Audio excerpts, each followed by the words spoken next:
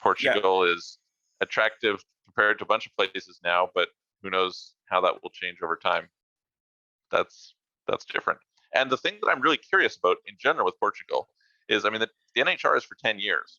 So how many people are going to stay after the 10 years? not Portuguese many. taxes are really high after it. So it's like, this is going to be interesting, right? Like, how does that affect them? How do people after 10 years get so locked in that they're like, okay, my life is here, my family's here, my friends are here, I don't leave? I mean, your tax could go from 0 to 48% pretty Yeah, fast yeah. in the wrong situation. So yeah, That is a very good question. What the government will do with that, but as you also know, many of the NHR have just reached the 10-year yeah, limit, so yeah, it's first starting to be a problem now. So yes. time will show.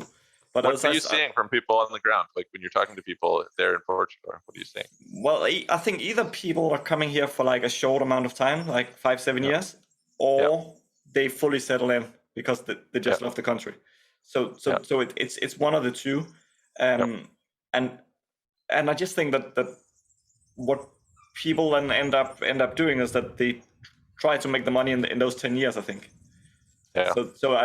I see many that's coming like 50 years old 10 years ago that have been here the last 10 years and really well settled in and probably yeah, made their money in those years. yeah, So I think that they've used that to build up capital. yeah, So I think that's the effect that I've had. But I saw earlier today that Portugal's prime minister went out to say that the economy have to grow at least 5% per year, um, oh, just not to end up as one of the poorest countries in Europe.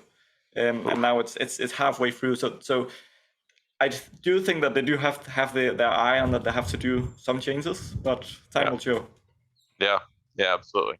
We will, we will see. It'll also be interesting too because it depends what the competitive options are, right? Like Yeah. Portugal is attractive compared to a bunch of places now, but who knows how that will change over time? Maybe somebody else will come up with a great program. And like if Italy comes and does something equivalent to Portugal, where do you go? Do you go to Italy or do you go to Portugal?